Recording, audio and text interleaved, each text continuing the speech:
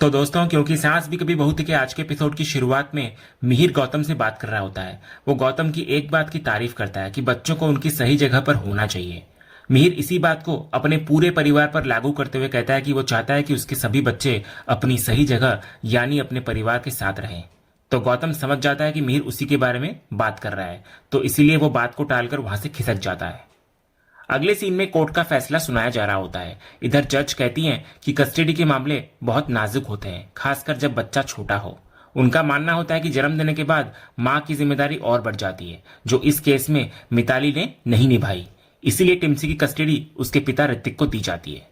यह फैसला सुनकर पूरा वीरानी परिवार खुशी से झूमता हुआ नजर आता है, लेकिन मिताली का चेहरा देखने लायक होता है। इसके बाद जज ये भी शर्त रखती है कि मिताली को टिम्सी से मिलने के लिए ऋतिक की परमिशन लेनी होगी और मुलाकात ऋतिक या उसके चुने हुए किसी शख्स की मौजूदगी में ही होगी। इसके बाद फैसला सुनाकर जज चली जाती हैं। इसके बाद ऋतिक दोबारा भावुक होकर गौतम का शुक्रिया अदा करता है। मिहिर भी गर्व से कहता है कि गौतम ने परिवार को बिखरने से बचा लिया और उसकी पोती को उससे दूर होने नहीं दिया। तभी मिहिर को एक फोन आता है। वो बिना कुछ बताए जल्दबाजी में सबको लेकर घर पहुंच जाता है। सब लोग बार बार पूछते हैं कि किसका फोन था, लेकिन मिहिर सस्पेंस बनाए रखता है। तभी अचानक दरवाजे से दामिनी की आवाज आती है कि मेरा कॉल था। सब मुड़कर देखते हैं तो सामने दामिनी और नकुल खड़े होते हैं। पूरा परिवार खुशी से उन्हें गले लगा लेता है। इसके बाद मिहिर दामिनी और नकुल के कंधे पर हाथ रखकर गौतम से पूछता है कि उसे ये सरप्राइज कैसा लगा। तो गौतम इस पर हैरान होता है। तो मिहिर कहता है कि गौतम ने इतना बड़ा केस जिताया है तो वो फीस तो लेगा नहीं, इसलिए मिहिर ने ये खास फीस दी है। इसके बाद दामिनी गौतम के पास जाकर कहती है कि वे शांति निकेतन आ गए हैं क्योंकि माँ पापा और खुद गौतम भी यही चाहता था। इधर नकुल भी कहता है कि अब वे भी यही चाहते हैं। फिर दामिनी कहती है कि वो मानती है कि दूर रहना आसान और अकेलापन भरा होता है, लेकिन परिवार के साथ रहना भले ही चुनौतीपूर्ण हो, ये एक सपोर्ट और हिम्मत देता है। वो कहती है कि जब मिहिर का फोन आया तो वे बिना सोचे चले आए। इसके बाद मिहिर भावुक होकर गौतम से विनती करता है कि उसका बनवास बहुत हो गया, अब वो अपनी माँ के लिए वापस आ जाए क्योंकि वो उसकी जान है। तो प्यार और परिवार के आगे आखिरकार गौतम की जिद टूट जाती है और वो आखिरकार मान जाता है। इसके अगले ही सीन में हम देखते हैं कि तुलसी शांति निकेतन लौटती है तो मिहिर आरती की थाल लेकर दरवाजे पर खड़ा मिलता है। तुलसी झल्लाती है कि क्या वो हर बार ऐसे ही आरती उतारेगा। तो मिहिर प्यार से कहता है कि उसका बस चले तो वो जगह जगह तुलसी के नाम की मंदिर बना दे। फिर तुलसी के अंदर आते ही मिहिर उस पर फूलों की बारिश करता हुआ नजर आता है। तभी गायत्री तुलसी को घर की लक्ष्मी, अन्नपूर्णा और दुर्गा बताती है। नंदिनी भी उसको याद दिलाती है कि सालों से उसने ही इस परिवार को हर मुसीबत से बचाया है। शोभा भी कहती है कि आज तुलसी ने सारा कर्जा चुकाकर घर के ओरिजिनल पेपर्स वापस लाकर शांति निकेतन का मान बचा लिया है। फिर गायत्री भावुक होकर तुलसी को गले लगा लेती है। इधर पूरे परिवार से इतनी सारी तारीफें और लाड प्यार पाकर तुलसी को थोड़ा शक होने लगता है। वो सीधे पूछ लेती है कि क्या उसके पीठ पीछे घर में कोई गड़बड़ हुई है, जो सब इतनी मीठी मीठी बातें कर रहे हैं। तो ऋतिक और मिहिर उसे पूरी तरह आश्वस्त करते हैं कि घर में सब कुछ बिल्कुल ठीक है, कोई प्रलय नहीं आई। इधर तुलसी की वापसी ने शांति निकेतन की खुशियों में चार चांद लगा दिए थे, लेकिन मिहिर ने उसके लिए एक और बड़ा सरप्राइज बचाकर रखा था। इसके बाद मिहिर तुलसी को पीछे मुड़कर देखने के लिए कहता है। जैसे ही तुलसी पीछे मुड़ती है वो सामने दामिनी और नकुल को देखकर खुशी और हैरानी से सन्न रह जाती है। दामिनी और नकुल आगे बढ़कर तुलसी के पैर छूते हैं तो तुलसी उनसे पूछती है कि ये चमत्कार कैसे हुआ। तो दामिनी एक भावुक मुस्कान के साथ बताती है कि वे जिंदगी की उलझनों में कहीं अटक गए थे, लेकिन अब फाइनली अपने घर लौट आए हैं। ये सुनकर तुलसी की आंखें भर आती है और वो दामिनी को कसकर गले लगाती हुई नजर आती है। फिर तुलसी की नजरें गौतम को ढूंढती है तो दामिनी कहती है कि गौतम भी उनके साथ ही आया है और वे सब तुलसी का ही इंतजार कर रहे थे। बस एक जरूरी काम के सिलसिले में उसे 2-3 घंटे के लिए बाहर जाना पड़ा। नकुल इधर कहता है कि उन्हें अपना सारा सामान समेटने के लिए बस 2-3 दिन के लिए बैंगलोर जाना होगा। उसके बाद वे हमेशा के लिए शांति निकेतन में अपनी फैमिली के साथ ही रहेंगे। तभी परी इस खुशी के मौके पर पार्टी की मांग करती है तो तुलसी ऐलान करती है कि क्योंकि उसका पोता और बहू घर आए हैं, इसलिए आज पार्टी में गुजराती खाना बनेगा और वो खुद अपने हाथों से बनाएगी। इसके बाद तुलसी शांति निकेतन के उन ओरिजिनल पेपर्स को लेकर ठाकुर जी के मंदिर में जाती है, जिन्हें वो सालों बाद कर्ज से छुड़ाकर लाई है। वो उन पेपर्स को ठाकुर जी के चरणों में रखती है और हाथ जोड़कर प्रार्थना करती है। वो कहती है कि आज बा की अमानत वापस उनके चरणों में सौंप रही है। वो बस यही आशीर्वाद मांगती है कि बा और बापूजी की मेहनत, उनके संस्कार और इस पूरे परिवार को हमेशा एक छत के नीचे ऐसे ही संजोकर रख सके। अगले सीन में तुलसी स्टोर रूम में कुछ ढूंढ रही होती है। तभी अचानक उसकी नजर श्री कृष्ण जी की एक हाथ से बनी तस्वीर पर पड़ती है। तस्वीर देखते ही तुलसी को अतीत का वो कड़वा पल याद आने लगता है जब नॉयना ने बताया था कि ये मिहिर की कॉलेज के दिनों की पेंटिंग है जिसे उसने संभाल कर रखा था। तुलसी के जहन में नोएना और मिहिर से जुड़ी वो सारी कड़वी यादें और धोखा ताजा हो जाता है। इन ख्यालों में खोई तुलसी के हाथ में एक कांच का गिलास होता है जो गुस्से और दर्द के मारे कसकर पकड़ने से टूट जाता है। कांच उसके हाथ में चुभ जाता है तो महाराज जी ये देखकर घबरा जाते हैं और मिहिर को बुलाने की बात कहते हैं, लेकिन तुलसी उन्हें रोक देती है। वो नहीं चाहते कि मिहिर को पता चले और खुद डॉक्टर के पास जाने का फैसला करती है। दूसरी तरफ हॉस्पिटल में तुलसी अपने हाथ की पट्टी करवाकर आ रही होती है। तभी एक नर्स तेजी से भागती हुई आती है और एक कमरे में घुस जाती है। दरवाजा खुलते ही तुलसी की नजर अंदर पड़ती है। बिस्तर पर नोएना लेटी होती है जो बहुत जोर जोर से खांस रही होती है। तुलसी ये देखकर हैरान नजर आती है कि खांसते खांसते नोएना के मुंह से खून निकल रहा है। तभी सुचित्रा वहां आती है और तुलसी को देखकर हैरान होती है। तुलसी बदहवास होकर पूछती है कि नोएना को क्या हुआ है, तो सुच्चू कड़वाहट भरे शब्दों से सच उगलती हुई नजर आती है कि नोएना को ब्लड कैंसर है। वो सिर्फ 3-4 महीने की मेहमान है, मर जाएगी और हमेशा के लिए उनकी जिंदगी से दूर चली जाएगी। इतना कहकर सुच्चू ताना मारती है कि वीरानी परिवार तो यही चाहता था ना। इसके बाद तुलसी तुरंत डॉक्टर के पास जाती है और नोएना के बारे में पूरी जानकारी मांगती है। तो डॉक्टर बताते हैं कि 10 दिन पहले ही डायग्नोसिस में ब्लड कैंसर का पता चला है जो काफी समय से शरीर में बढ़ रहा था। उन्होंने बताया कि नोएना ने कीमो करवाने से साफ मना कर दिया था और घर चली गई थी, लेकिन तबीयत बिगड़ने पर उसे वापस आना पड़ा। तुलसी हैरान होकर पूछती है कि अचानक कैसे हो गया, तो डॉक्टर समझाते हैं कि यह अचानक नहीं हुआ।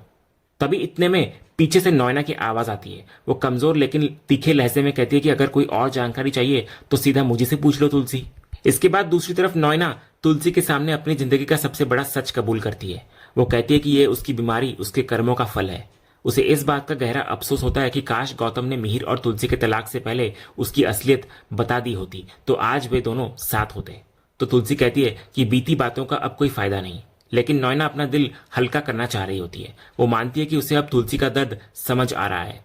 वो अपनी गलतियों का प्रायश्चित करते हुए कहती है कि उसने जो कुछ भी किया, तुलसी के रिश्ते और परिवार को तोड़ा, उसी की बद्दुआ उसे लगी है और ये वो डिजर्व भी करती है।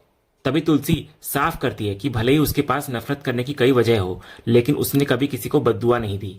तो नोएना रोते हुए तुलसी से माफी मांगती है और कहती है प्लीज हो सके तो मुझे माफ कर देना तुलसी। तभी नोएना को फिर से जोर जोर से खांसी आने लगती है और उसके मुंह से खून निकलने लगता है। तो तुलसी घबराकर हेल्प के लिए पूछती है। तो नोएना कहती है कि उसे हेल्प चाहिए, लेकिन सिर्फ तुलसी से। वो कहती है कि वो जानती है कि वो इसकी हकदार नहीं है, लेकिन एक मरते हुए इंसान की आखिरी इच्छा के रूप में वो तुलसी से एक बहुत बड़ा एहसान मांगती है। वो पूछती है बोलो करोगी ना मेरी हेल्प। तो तुलसी नोएना की हालत देखकर वादा करती है कि वो नहीं जानती इच्छा क्या है उसकी, लेकिन जितना संभव होगा वो पूरी कोशिश करेगी। इसके बाद अगले ही सीन में तुलसी ऑटो से घर लौट रही होती है। रास्ते भर उसके दिमाग में नोएना ही घूम रही होती है। उसे वो सारे पल याद आने लगते हैं कि कैसे नोएना मिहिर की दोस्त बनकर आई थी और कैसे शोभा ने उसे चेतावनी भी दी थी, और सबसे कड़वा मंजर जब उसने नोएना और मिहिर को गले मिलते देखा था, जिसकी वजह से उसका घर टूटा। फिर उसे नोएना का वो ब्लड कैंसर वाला सच भी याद आने लगता है। उसके बाद नोएना की आखिरी इच्छा वाली बात तुलसी के दिमाग में गूंजने लगती है। वो अपना फोन देखती है और गहरी सोच में डूबती हुई नजर आती है। उसकी आंखों से आंसू छलक पड़ते हैं। इधर एक तरफ नफरत का इतिहास था तो दूसरी तरफ एक मरते हुए इंसान की आखिरी इच्छा। तुलसी ने अनजाने में एक ऐसा वादा कर लिया था जो शायद उसे फिर से उसी दर्द की दहलीज पर खड़ा कर दे। आखिर नोएना ने क्या मांगा था? अगले सीन में अंगद और वृंदा उलझन में होते हैं। इधर अंगद को समझ नहीं आ रहा होता है कि आखिर किसने वृंदा का नाम पर्ची में डाला और उसको सीता माँ का रोल दिया। वे दोनों मानते हैं कि यह किसी की चाल है, लेकिन आज रामनवमी की झांकी में फंसने के कारण वे कुछ पता नहीं लगा सकते। वहीं दूसरी तरफ बीकू को कुछ गड़बड़ होने का शक होता है। वो नंदू को फैक्ट्री की तरफ नजर रखने के लिए भेजता है। इसके बाद नंदू फैक्ट्री के गेट पर पहुंचता है और देखता है कि गेट पर ताला लगा है, लेकिन अंदर विक्रांत के आदमी पहरा दे रहे होते हैं। नंदू को यह बात अजीब लगती है क्योंकि उन आदमियों को तो झांकी में होना चाहिए था। उसे शक भी होता है कि वे किसी चीज की निगरानी कर रहे हैं। इसके बाद नंदू तुरंत बीकू को फोन करके सारी बात बताता है, तो बीकू का शक यकीन में बदल जाता है। वो नंदू को किसी भी तरह अंदर जाकर सच्चाई पता लगाने का हुक्म देता है। तो बीकू को डर भी होता है कि अगर फैक्ट्री में कोई गड़बड़ हुई तो सीधा इल्जाम वर्कर्स पर आएगा और ये उनकी इज्जत का सवाल है। दूसरी तरफ रथ पर बैठी वृंदा अंगद से कह रही होती है कि उन्हें किसी भी तरह सच का पता लगाना ही होगा। तो अंगद इस पर बेबसी जताने लगता है कि वे रथ पर फंसे हैं, इसे लेकर तो फैक्ट्री नहीं जा सकते ना। तो अंगद की इस बात से वृंदा की दिमाग की बत्ती जल जाती है और वो रहस्यमयी तरीके से मुस्कुराने लगती है। शायद उसने रथ से ही सच तक पहुंचने का कोई रास्ता निकाल लिया है। उधर फैक्ट्री के बाहर नंदू एक चाल चलता है। वो अपनी पहचान छिपाने के लिए चेहरे पर ढेर सारा गुलाल लगा लेता है। वो भेस बदलकर गेट के पास जाता है और उन दो आदमियों पर रौब झाड़ता है। वो गेट खोलने के लिए कहता है, मानो वो उन्हीं का साथी हो जो बाहर रह गया था। इधर वो दो आदमी शक करते हैं और पूछते हैं कि उसे अंदर क्या काम है। तो नंदू चालाकी से कहता है कि उसे वही काम करना है जो वे अंदर कर रहे हैं और काम खत्म करके झांकी में भी जाना है उनको। जब वे गेट नहीं खोलते तो नंदू फोन करके उनकी शिकायत करने और नौकरी से निकालने की धमकी देता है। तो ये सुनकर वे दो आदमी डर जाते हैं और गेट का ताला खोल देते हैं। तो इधर नंदू कामयाबी से अंदर दाखिल हो जाता है। इसके बाद नंदू फैक्ट्री के अंदर दाखिल होता है और छिपकर देखता है कि विक्रांत वहां खड़ा है और उसके आदमी टेम्पू से बॉक्सेस बाहर निकाल रहे होते हैं। इधर नंदू को पीछे से उनके चेहरे साफ नहीं दिखते, तो वो समझ आता है कि ये लोग फैक्ट्री का माल चोरी कर रहे हैं, लेकिन वो जानना चाह रहा होता है कि ये लोग असल में है कौन। इसके बाद नंदू विक्रांत का चेहरा देखने के लिए दबे पांव उसके नजदीक पहुंचता है। वो बस विक्रांत की तरफ हाथ बढ़ाने ही वाला होता है कि तभी पीछे से वही पहरा दे रहे दो आदमी आ जाते हैं। इससे पहले कि नंदू कुछ समझ पाता या मुड़कर देख पाता, उनमें से एक आदमी नंदू के सिर पर लाठी से वार कर देता है। नंदू की आंखों के आगे अंधेरा छा जाता है और वो वहीं पर जमीन पर गिरकर बेहोश हो जाता है। फिर विक्रांत मुड़कर देखता है और हैरान होकर पूछता है कि ये आदमी यहाँ कैसे आया। तो उसके आदमी कहते हैं कि ये छिपकर सब कुछ देख रहा था। विक्रांत पूछता है कि क्या इसने सब कुछ देख लिया है। तो उसके आदमी कहते हैं कि इससे पहले कि वो कुछ देख पाता उन्होंने उसे बेहोश कर दिया। तो विक्रांत किसी भी तरह का जोखिम नहीं लेना चाह रहा होता। वो तुरंत अपने आदमियों को हुक्म देता है कि इस आदमी को यहां से गायब कर दो। उसके आदमी नंदू को उठाने ही वाले होते हैं कि अचानक फैक्ट्री के अंदर से रामनवमी की झांकी और ढोल नगाड़ों की तेज आवाज आने लगती है। तो विक्रांत चौंकता हुआ नजर आता है और हैरान होकर सोचता है कि फैक्ट्री के अंदर से झांकी की आवाज कैसे आ सकती है। वहीं दूसरी तरफ अंगद और वृंदा का राम सीता वाला रथ फैक्ट्री के अंदर प्रवेश करता है। वो वृंदा का ही मास्टर प्लान होता है कि झांकी के बहाने फैक्ट्री के अंदर जाकर सच का पता लगाना। दोनों फिर रथ से नीचे उतरते हैं और फैक्ट्री को बाहर से अच्छे से देखने लगते हैं। इधर बीकू बताने लगता है कि ऐसा पहली बार हुआ है जब किसी ने झांकी को फैक्ट्री के अंदर लाने की सोची है। तो वृंदा इस पर समझदारी से कहती है कि भगवान का आशीर्वाद फैक्ट्री को भी मिलना चाहिए और ये रामनवमी सबके लिए शुभ होगी। इसके बाद वृंदा और अंगद फैक्ट्री के अंदर आते हैं। तभी वृंदा की पार की नजरें तुरंत उस टेम्पू पर पड़ती है जिसमें आधे बॉक्स रखे जा चुके होते हैं और आधे बाहर पड़े होते हैं। वो भागकर टेम्पू के पास जाती है और बॉक्स देखकर बीकू से सवाल करती है। वो पूछती है कि आज की डेट के ये बॉक्स अभी तक एक्सपोर्ट क्यों नहीं हुए हैं और इस तरफ बैक गेट पर कैसे पड़े हैं। तो बीकू भी हैरान होता है। वो मानता है कि इन्हें आज ही जाना था, लेकिन यहाँ किसने रखा ये पता करना पड़ेगा। वो तुरंत मंगल को आदेश देता है कि आदमियों से कहकर सारे बॉक्स वापस टेम्पो के अंदर रखवा दे। तो मंगल फिर वही करता है और टेम्पू डिलीवरी के लिए निकल जाता है और सब लोग अंदर चले आते हैं। तभी दूर खड़ा विक्रांत ये सब देखकर आग बबूला हो रहा होता है। वो अपनी हार को अपनी आंखों के सामने जाते हुए देख रहा होता है। वो कहता है कि उसका सारा प्लान खराब हो गया और उसका माल उसके हाथों से निकल गया। दूसरी तरफ विक्रांत के दो आदमी बेहोश नंदू को ठिकाने लगाने ले जा रहे होते हैं, लेकिन तभी नंदू को होश आ जाता है। वो बचने की एक चालाकी भरी योजना बनाता है। वो जानबूझकर अपना पैर दीवार पर टिका देता है। जैसे ही एक आदमी उसका पैर हटाने के लिए आगे बढ़ता है, नंदू अपना दाव चल देता है। वो अचानक उन दोनों पर हमला कर देता है लकड़ी से। कुछ ही पलों में दोनों आदमी जमीन पर असहाय पड़े होते हैं और नंदू बिना देर किए अपनी जान बचाकर वहां से तेजी से भाग निकलता है। वहीं दूसरी तरफ वृंदा फैक्ट्री के बाहर सबके सामने भगवान से प्रार्थना करती है कि फैक्ट्री की हमेशा तरक्की हो और इसे हर बुरी नजर से बचाया जाए। अंगद भी मैनेजमेंट और वर्कर्स के बीच एकता बने रहने की दुआ करता है। तभी पीछे से नंदू लंगड़ाता और हाफता हुआ पहुंचता है।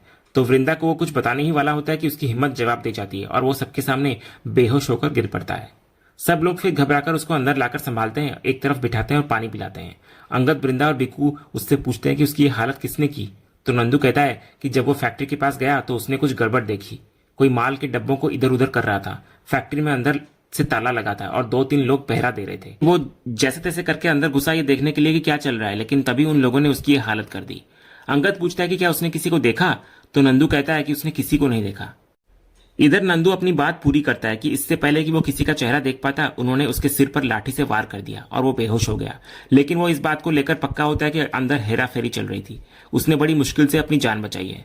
वो उन लोगों को इसलिए भी नहीं पहचान पाया क्योंकि उन सबके चेहरे पर गुलाल लगा हुआ था। तभी हम देखते हैं कि विक्रांत इस खुलासे के बाद अपनी चोरी छिपाने के लिए एक नई चाल चलता है। वो भीड़ में शामिल होता हुआ नजर आता है और अनजान बनने का दिखावा करता है। वो सवाल उठाता है कि जब फैक्ट्री बंद थी और सब झांकी में थे तो अंदर घपला करने वाले लोग कौन हो सकते हैं। फिर वो जानबूझकर मजदूरों की तरफ शक भरी नजरों से देखता है और कहता है कि कहीं वो हम में से कोई तो नहीं था। वो इल्जाम सुनकर बीकू दादा भड़क जाता है। वो विक्रांत को टोकता है कि वो मजदूरों की तरफ देखकर ऐसा क्यों कह रहा है, क्योंकि वे सब तो वहीं पर थे जहां मैनेजमेंट के लोग भी थे। तो विक्रांत पलटवार करता है कि क्या बीकू की नजर सब पर थी। बीकू भी कहता है कि क्या विक्रांत की अपने लोगों पर नजर थी। तो इस पर फिर आगे बहस बढ़ जाती है। तभी विक्रांत का आदमी बीच में कूद पड़ता है और मजदूरों को जबान संभालकर बात करने की धमकी देता है। तो मंगल गुस्से में आगे आता है और उसको पीछे हटने की वार्निंग देता है। तो विक्रांत का आदमी मंगल को उंगली दिखाकर बात करता है। तो मंगल का पारा 7वें आसमान पर पहुंच जाता है। वो उस आदमी को धमकी देता है कि अगली बार उंगली दिखाई तो उसका बुरा हाल कर देगा। और इसी सीन के साथ आज का ये एपिसोड यहीं पर खत्म होता है। तो दोस्तों, आपको आज का ये एपिसोड और इसका अपडेट कैसा लगा, अपनी राय हमें कमेंट बॉक्स में जरूर बताएं। अगर आपको आज का वीडियो पसंद आया हो तो वीडियो को लाइक करें, शेयर करें और हमारे चैनल को सब्सक्राइब करके बेल आइकन जरूर दबाएं, ताकि क्योंकि सांस भी कभी बहुत के अगले धमाकेदार एपिसोड का अपडेट आपको सबसे पहले मिले। तब तक के लिए धन्यवाद।